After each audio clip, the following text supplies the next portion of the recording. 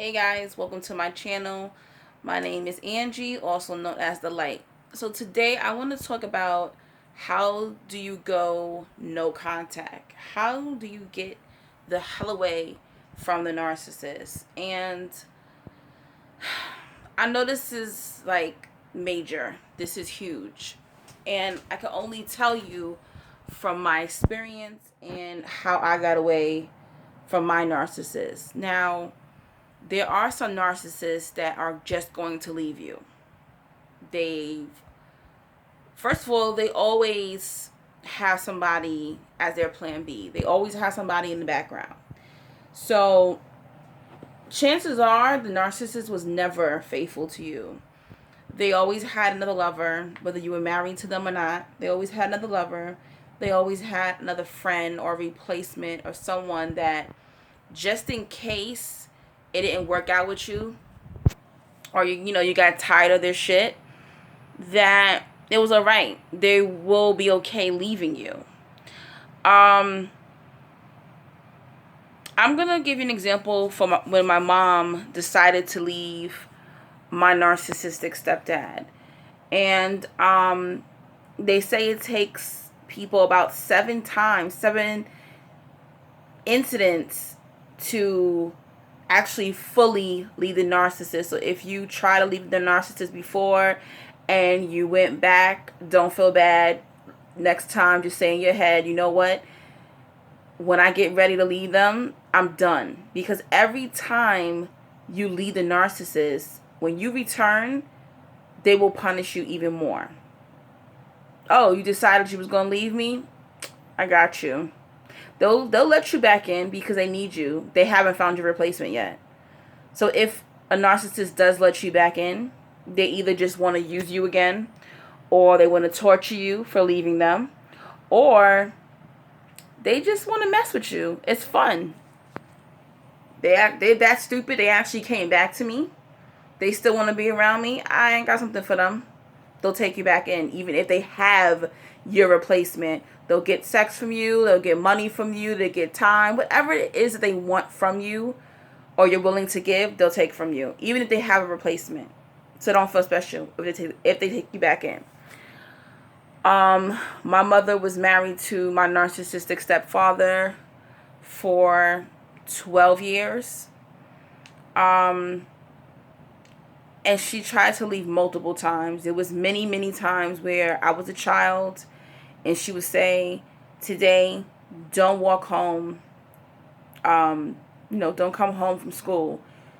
Go with your best friend and go stay with her. I'll pick you up from there. And sometimes he will figure it out and he would come pick me up. So then she had to go home because she had to go get her child from him. There were times where we had to escape him, and sleep over friends' houses and family members' houses. And because he appeared to be so good, sometimes friends and family would rat my mother out and she had no choice to go back to him. Keep in mind, he did not allow her to work because he wanted total control. He did not want her to be independent. He wanted her to depend on him so that way she can't pick up and just go. He even used to give her an allowance. I'm not even sure if she had her own bank account or if he controlled both accounts. I'm not really sure. But I remember that he used to give my mother an allowance. And if she did work, she probably worked about 6 months out of the year. I guess because he wanted her to have an income tax. I'm not really sure.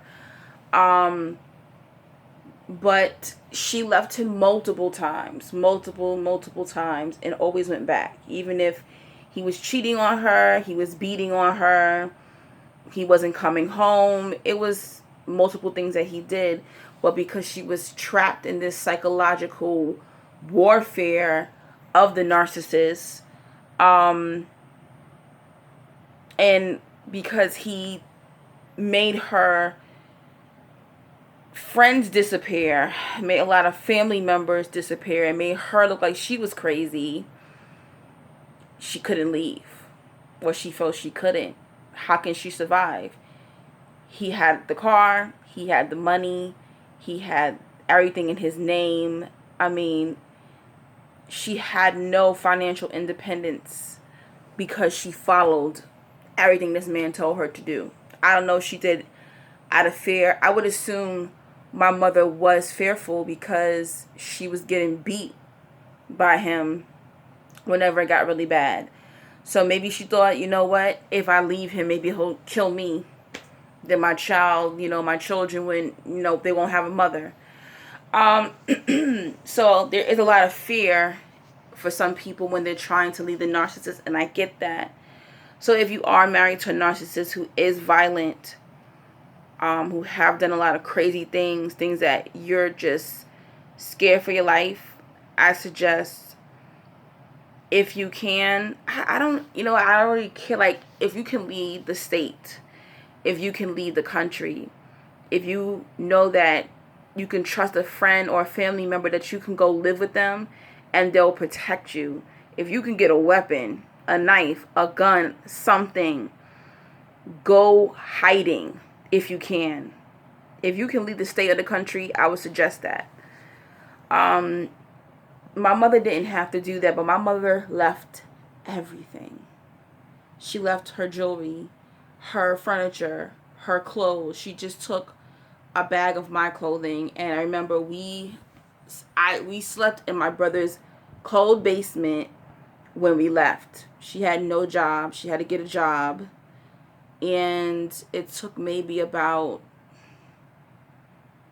3 or 4 months for us to get like our own apartment, and she had to work her way up. She never financially recovered from that marriage.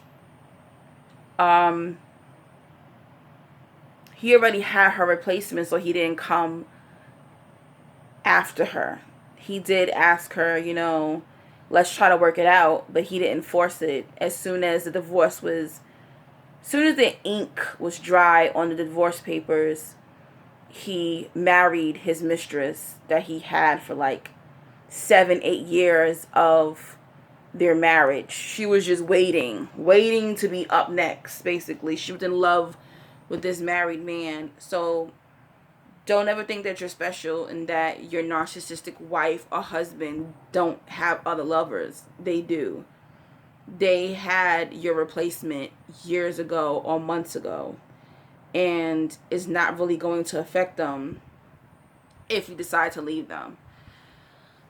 Unless they don't have a replacement, or there's something that you're giving them, probably money, most likely, something that they really need from you, and that's why they'll probably hang around.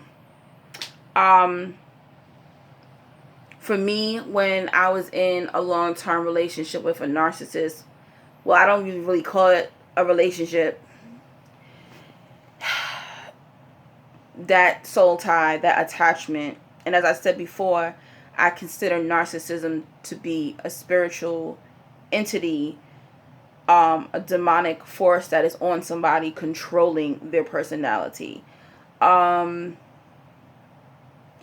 me, he left me.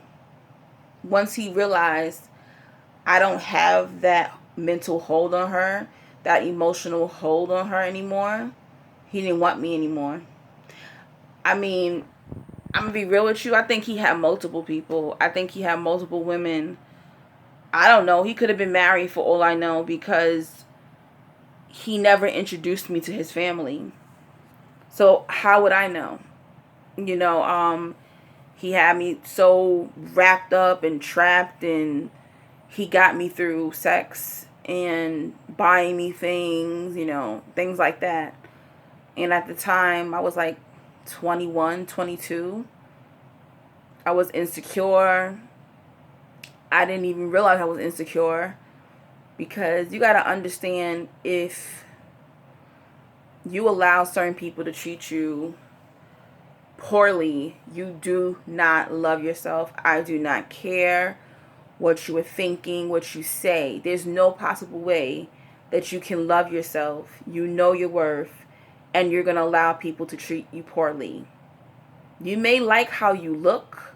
You may like your job. You may like the people and the people around you, but you do not love yourself. or you have no sense of identity, no self-worth, no value, because if you did, you wouldn't continue to allow people to treat you like shit, basically. So once he realized he didn't have that lock on me, I wasn't in love with him, I wasn't under his spell anymore, he just disappeared one day. I believe he changed his phone number, changed his email addresses. He just disappeared. Like, it was really scary. I felt like as if the FBI wouldn't have been able to find him.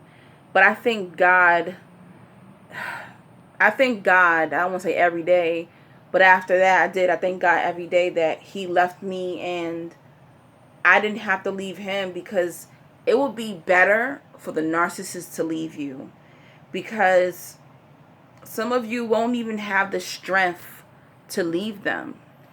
The narcissistic best female friend that I had, she disappeared too. I don't know what the hell happened to her. It's funny because I live in New York and we live in different boroughs, and I've never seen her. All these years I've never bumped into her. So I feel like it's just God's protection that I never came across her. You have to understand that narcissists, I don't want to say they're soulless, but they no longer have control of their soul, of their spirit. They are being controlled by a dark spirit. It has taken over their body. So who you met and who you think they are, that's not them. That was just a representation to get you in, to trap you in. I also believe that you create a soul tie with these narcissists. And this is how the narcissist usually knows when you are changing, when you're getting confidence, when you probably been talking about them. They know. They don't even have to be present, and they know things. I remember one time my narcissistic ex-best friend, the male friend, he called me. I was hanging out with a guy, and he called me and said, "Who are you with right now?" And I was like, "What are you talking about?" He was like, "I know you're with a man right now. Who are you with?" Keep in mind, he was in an entirely different state. He's thousands of miles away from me. And I feel as if it is a soul tie, because he can literally feel me gravitating towards another man. This is a true story. I don't know if y'all have any stories like this, but there was multiple times where he knew things without me even telling him. If that's not demonic, I don't know what else is. I remember when I was friends with another narcissistic female, when I figured out who she was, when I realized her whole life was a freaking lie and she was narcissistic, I started to change. I no longer felt comfortable around her. I no longer wanted to hang out at the same places that we hung out. I slowly started to drift from her. And I remember one of the last times I saw her, I was in her car and she said to me, "Don't pull away from me. Don't pull away from me." And she never had to explain to me what she meant by that. I knew what the hell she meant. She knew that I knew what the hell she meant. She can physically and spiritually feel I was drifting from her.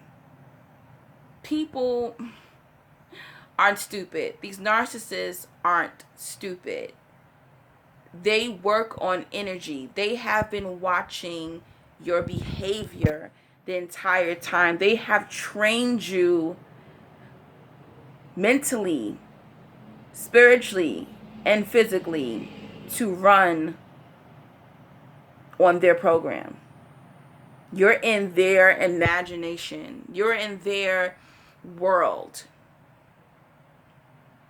And once you start revealing that the jig is up, they're going to feel that. And they're going to feel that spiritually first. It's just energy signals that you're giving off to them. Just like, with men, they walk in a room, they can look around the room and be like, she's a hoe, she's wife material, she's like friendship material. Because there's energy that we all give off. And they're going to feel that. When you get rid of the narcissist, or the narcissist gets rid of you, do not call them. Do not text them. Do not answer their calls. Do not answer their texts. Stay off their social media. That's the number one thing I hear people that they do. Stop stalking the narcissist. You're basically stalking a demon. And you'll see things on their Facebook or their Instagram or their Twitter that's going to piss you off. Because they probably got somebody new. They're probably pretending they're having fun.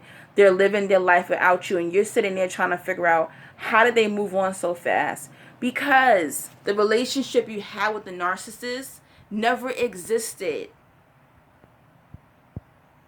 It was pretend. They were pretending so they can get whatever they wanted from you. That person who you're so in love with, that person who you might have raised, that person you were friends with, they never existed. They are mentally gone. They are spiritually gone. So I can't stand when I hear people asking me, but why would they do this? And why would they do that? Because they're demonic. That's why. They're not just in human form. They're being controlled. You're not dealing with a healthy human being here. You're dealing with something that is spiritual. And until you get that through your head, until you keep telling yourself that every day, I don't know this person, then you can start to mentally and spiritually move on. You know what I keep telling myself? It was really, really hard for me to let go my ex-best friend. I had to keep telling myself, I don't know him. I don't know who that was. I don't miss him. I miss who I thought he was, or who I thought he was. So get that out of your head. That's the first thing you have to do. You have to get yourself in check mentally. And how the hell are you going to heal if you're constantly stalking the narcissist, constantly staying up thinking about them? They're not thinking about you. And if they are thinking about you, they're trying to figure out, how can I get them back in? How can I use them again?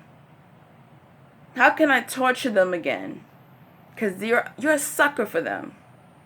And I was too. Me and my ex-narc best friend, one time we partied for a year. And as soon as I text him, he came right back in my life. And it kept getting worse. Kept getting worse. The friendship kept getting more and more toxic till I almost knocked him out one day. Who you think they are, who you are in love with, does not exist.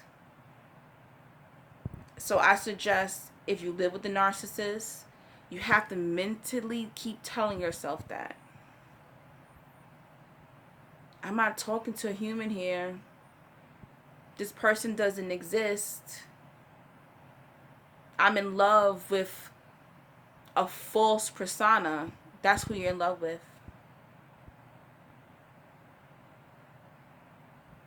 And until you realize that, you won't be able to leave them completely. You don't have to make them out to be this big demon.